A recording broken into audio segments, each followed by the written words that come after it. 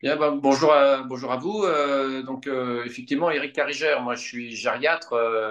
J'ai le bonheur d'être directeur médical et éthique du groupe Maison de Famille, qui est un groupe hautement spécialisé dans la vulnérabilité du grand âge, puisqu'on a essentiellement des EHPAD, comme on dit pudiquement, sur 4 pays, la France, l'Italie, l'Espagne et l'Allemagne. Et effectivement, je remercie l'Institut de la nutrition qui ils m'ont demandé d'être partenaire pour un webinaire qui s'organisera mardi prochain dans le cadre de du collectif de la lutte contre la dénutrition, collectif national soutenu par le ministère de la Santé. Et donc, on va revenir spécifiquement lors de ce webinaire sur la problématique de la dénutrition chez les populations âgées fragiles, en l'occurrence, donc sur mon cœur de métier et d'engagement.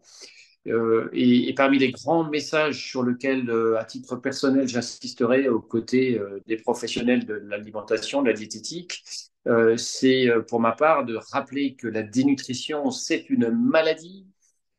Si je vais essayer de faire dans la formule pédagogique, c'est une maladie chronique, silencieuse, qui évolue par poussée et qui malheureusement souvent s'installe tout au long de la vie. J'ai mal à répéter que nos vieux, comme je les appelle avec beaucoup d'affection, ils vont vieillir comme ils ont vécu, ils mourront comme ils ont vécu et vieilli. Et la nutrition est souvent bien le fruit d'une longue histoire. Derrière l'assiette, il y a une culture, il y a une éducation, il y a un accompagnement, il y a un environnement. Et cette maladie chronique que la dénutrition, malheureusement, elle tue. Et avant de tuer, elle fait perdre beaucoup en qualité de vie et en autonomie dans le quotidien. Donc, c'est un vrai fléau de santé publique. C'est 20% des populations âgées, très âgées, qui s'en sont touchées. Et effectivement, c'est dommage parce que depuis Hippocrate, on sait bien que notre meilleur médicament est au bout de la fourchette. Raison d'insister, au-delà de toute la dimension symbolique, affective, éducationnelle de l'alimentation, on s'aperçoit qu'elle est au carrefour des processus de vieillissement réussis ou pas. Et c'est vrai que les fonctions sensitivo-sensorielles, au-delà bien sûr de nous mettre en relation avec notre environnement, elles sont fondamentales dans ce plaisir majeur qu'est celui de s'alimenter. Parce que manger n'est pas une fin, c'est un moyen évidemment de répondre à nos besoins, de rester en vie, de rester en bonne santé. Et c'est vrai que les cinq sens jouent.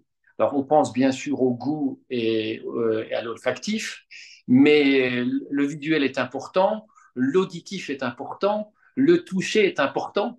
Voilà, l'odeur qui est en train de frémir dans la cuisine avec le bruit de casserole, et ben, ça met en appétit. Un plat bien préparé, bien en couleur, ça met en appétit. Perdre le goût et l'odorat ne sont pas des fatalités. Évidemment, des maladies peuvent y interférer.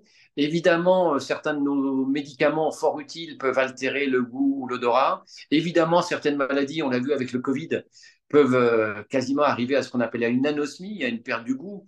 Et c'est vrai que manger, autant c'est un plaisir quand on le partage, quand on a du goût, quand c'est goûteux, quand on le sent, autant manger quelque chose qui est insipide ou qu'on ne ressent plus, évidemment, c'est beaucoup plus laborieux. Mais oui, les fonctions sensitivo-sensorielles sont majeures dans ce processus de vieillissement. Et ce que j'aime insister sur on va dire ma compétence la plus gériatrique, si en 3 points on devait insister sur 3 enjeux majeurs de l'alimentation, parce que moi j'aime d'abord parler alimentation avant de parler nutrition, évidemment il y a quand même 3 enjeux à atteindre. C'est nos protéines, c'est le calcium, c'est la vitamine D. La santé, c'est un capital osseux. La santé, c'est un capital. Et à l'exemple du capital osseux, le capital musculaire va être fondamental.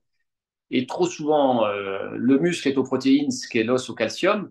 Et on oublie qu'en matière de protéines, eh ben, c'est pas que le muscle squelettique. Ce muscle squelettique qui permet, évidemment nous permet de sauter, de courir, de rester en forme, de faire nos transferts. Mais le muscle, c'est aussi le muscle cardiaque, c'est aussi le muscle respiratoire, c'est aussi le muscle digestif, c'est aussi le muscle vésical, c'est aussi le périnée, c'est aussi l'intestin. Et donc, on s'aperçoit que derrière la protéine, il y a toute notre réserve musculaire qui est finalement la santé multi-organe. Et donc, la protéine est aujourd'hui, alors de temps en temps, je me taquine avec nos amis néphrologues, il ne faut pas inverser l'œuf et la poule. Bien sûr, un insuffisant rénal sera très ennuyé en matière de protéines et d'hydratation, mais au-delà de ces pathologies du rein, il faut apporter de la protéine, comme il faut hydrater un sujet. Puisque moi, quand je parle d'alimentation, je pense autant alimentation que hydratation. Autant si vous et moi, on cherche à perdre un peu de poids, on ira chasser les calories gratuites.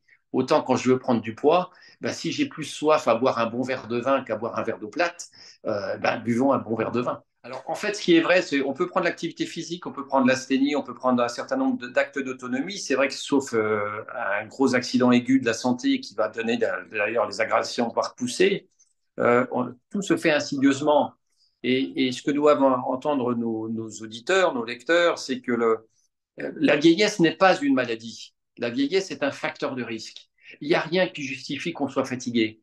Il n'y a rien qui justifie qu'on n'ait plus d'appétit. Il n'y a rien qui justifie qu'on n'ait plus d'envie. Et donc, évidemment, il y a une place pour la prévention, en l'occurrence en la matière, dans le grand âge, surtout sur du dépistage et sur de la réhabilitation, de la stabilisation des facultés restantes. L'objectif, c'est d'y aller progressivement.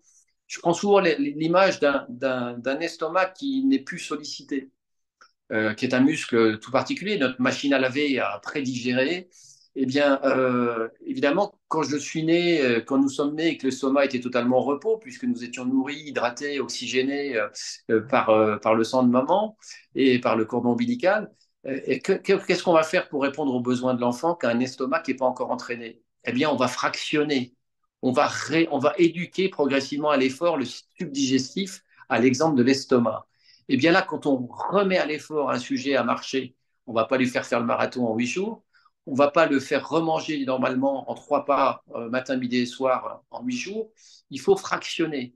Il faut des petites quantités répétées. Au même titre que quand on est né, on avait 7-8 biberons par jour. Et bien, quand on espère encore raisonnablement pouvoir euh, inverser un processus de dénutrition, il ne faut pas hésiter à faire 6-7 repas par jour. Et là, on trouve les contraintes du collectif, parce que oui, de temps en temps, l'organisation, elle n'est pas tournée autour des besoins du résident et de ses capacités restantes, mais à des habitudes que depuis la nuit des temps, on mangeait matin, midi et soir en 3 fois avec des quantités abondantes, mais qu'on ne peut plus satisfaire quand on est dans une récupération nutritionnelle. Merci d'insister sur le domicile parce que c'est vrai que ces dernières années, on a beaucoup montré du doigt et pas forcément dans ces meilleurs jours les institutions. C'est vrai qu'il y a des progrès de fait. C'est vrai qu'il faut quand même insister sur cet enjeu de l'alimentation, que bien évidemment le coût matière est important, le fameux coût de repas journalier qui est souvent sorti de son contexte. Bien sûr, c'est avec un bon budget, j'achète des meilleurs produits, mais il suffit pas d'avoir un bon budget et des bons produits. Encore faut-il qu'ils soient bien préparés. On peut faire de la bonne cuisine avec des produits pas chers. On peut faire de la très mauvaise cuisine avec des produits très chers mais mal cuisinés. Donc le rôle de la cuisine et de la préparation et de l'environnement que j'évoquais, y compris la convivialité, sont importantes. C'est vrai que l'institution a des marges de progrès, c'est vrai qu'il y a des progrès, mais on oublie trop souvent aujourd'hui que l'essentiel des maltraitances, y compris nutritionnelles, elles sont à domicile. Et quand je montre ça, je montre personne du doigt. Moi, ça fait longtemps que je ne juge plus les gens. Je suis là pour les comprendre et comprendre les fragilités d'un système. Aujourd'hui, on oublie quand même que l'essentiel des personnes dépendantes sont à domicile, souvent isolées, souvent sans personne qui remplit le frigo, qui le sollicite simplement pour passer à table. Prenez dans la maladie d'Alzheimer, le premier syndrome qui permet souvent de faire un diagnostic déjà trop tardif, c'est la perte de poids. Mais avant d'avoir perdu de poids, eh bien, il y a le frigo qui ne s'est pas vidé, qui ne s'est pas rempli, il y a les périmés qui se sont accumulés. Et ce sont des petits signes des signaux faibles que personne n'a entendus. Et c'est malheureusement au décours soit d'une mauvaise chute, soit d'une perte de poids qui devient vraiment significative, ou d'un problème de santé lié à la dénutrition, que malheureusement on fait le diagnostic de dénutrition et de l'Alzheimer qui était en cause principale. Donc oui, le domicile est une priorité de santé publique aussi. Et on voit bien qu'aujourd'hui, dans le contexte des crises des vocations et des métiers précaires, aujourd'hui, prendre soin, accompagner, ce sont des vrais métiers, ce sont des vraies compétences. Ce sont des métiers à haute pénibilité qui ne sont pas télétravaillables, qui sont souvent sur des temps précaires et qui sont souvent avec des salaires de misère. Donc, à un moment donné, il y aura un vrai choix sociétal aujourd'hui. Est-ce qu'on veut offrir aux plus fragiles, handicapés, âgés, véritablement un accompagnement humain digne de ce nom pour combattre ces fléaux qui, encore une fois, comme la dénutrition, qui ne sont pas des fatalités. J'aurais envie de dire que la personne âgée, aujourd'hui, elle a le bonheur, contrairement à d'autres populations plus jeunes, de ne plus être dans les restrictions. de ne plus être dans les régimes, de ne plus être dans les privations. Elle a le droit de se faire plaisir d'abord, parce que la vie qui prend fin quand on est âgé et très âgé, même s'il me reste que quelques heures à vivre, quelques jours à vivre, c'est que ce jour qui se réveille avec sens, souvent ce qui fait sens, ce sont nos sens. Souvent, le premier plaisir de l'existence a été de répondre à nos besoins de boire et manger. Et ce temps du boire et manger, mais c'est tout simplement la vie, surtout dans un pays comme la nôtre, le nôtre, où la gastronomie et le plaisir de boire et manger résument finalement tous les grands moments de l'existence, y compris notre dernier repas, y compris ce moment de partage quand je suis parti autour des miens. Il y a une fonction symbolique de l'alimentation et du temps du repas qu'on ne devrait pas compter. Ça ne veut pas dire gaspiller, ça veut dire que bien dépenser chaque euro. Et on est trop aujourd'hui sur des objectifs, puisqu'on est sur une revue de mes amis endocrinologues et autres, des objectifs souvent chiffrés et pas sur des enjeux de plaisir, alors que l'ambition à cet âge-là, c'est bien de donner du plaisir encore et encore jusqu'au bout de la vie.